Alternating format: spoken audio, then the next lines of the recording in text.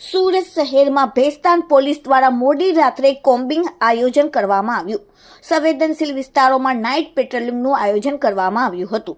ઉચ્ચ અધિકારીઓ, પોલીસના મથકનો સ્ટાફ મોડી રાત્રે 3 થી 5 વાગ્યા સુધી નાઇટ પેટ્રોલિંગ કરીને કોમ્બિંગ હાથ ધરવામાં આવ્યું.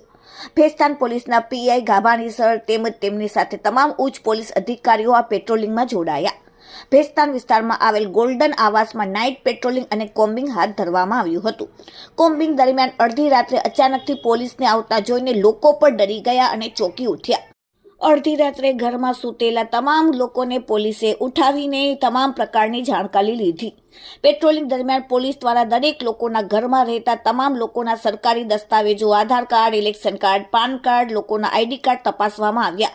ફેમિલી મેમ્બરોની પૂછપરછ કરવામાં આવી. તેમજ ઘરોની અંદર રસોડામાં, ધાબામાં, અગાસીમાં, બાથરૂમમાં, માલિયામાં, પાણીની ટાંકીઓમાં, કપડાંની કબાટોમાં તપાસ કરવામાં આવી.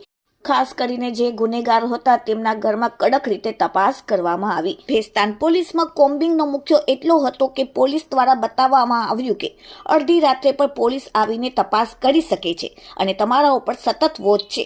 પોલીસનો ડર હંમેશા રાખવો. અસામાજિક તત્વોને કાબૂમાં રાખવા માટે અને ગુનાખોરી ડામવા માટે ભેસ્તાન પોલીસ દ્વારા પેટ્રોલિંગ કરવામાં આવ્યું. Bureau report, daily India TV, Surat. Surat શહેર પોલીસ કમિશનર શ્રી અનુપમસિંહ ગેહલોત સાહેબનાઓ દ્વારા અપાયેલી સૂચના મુજબ શહેરમાં શાંતિ ડહોળતા અસામાજિક તત્વો તેમજ કાયદા વિરુદ્ધની પ્રવૃત્તિ કરતા તત્વોને કબજે કરવા, તેમને કાનૂનના માર્ગે કંટ્રોલ કરવા માટે તથા લો એન્ડ ઓર્ડરની પરિસ્થિતિ જળવાઈ રહે તે પ્રકારની કામગીરી કરવા માટે આજરોજ ભેસ્તાન પોલીસ સ્ટેશન કે જે ડિવિઝન તથા ઝોન 6 હેઠળ આવેલ છે ત્યાં કોમ્બિંગનું આયોજન કરવામાં આવેલ છે. મહેરબાન પોલીસ કમિશનર સાહેબની સૂચના મુજબ તેમજ sector 2 joint police commissioner Shri K N. Damor સાહેબ તથા ઝોન 6 ડીસીપી શ્રી રાજેશ પરમાર સાહેબનાઓની આગેવાનીમાં આ કોમ્બિંગનું આયોજન થયેલ છે. એ આયોજનનો અમારો હેતુ વિસ્તારમાં રહેતા માથાભારે તત્વો કે ગુનાહિત તત્વો કે જે કાયદા વિરોધી પ્રવૃત્તિ કરતા હોય તેમને એ બાબતની બીક પેશે કે પોલીસ અડધી રાત્રે પણ આવીને એમને ચેક કરશે. એટલું જ નહીં, પણ વિસ્તારમાં જો કોઈ આવી પ્રવૃત્તિ ચાલતી હોય તો પોલીસ સતત નિગેબાન છે અને અડધી રાત્રે પણ આવી પ્રકારની પ્રવૃત્તિઓને નાથવા ડામવા માટે પોલીસ સતત કાર્યશીલ છે. એ અમારા કોમ્બિંગનો હેતુ છે.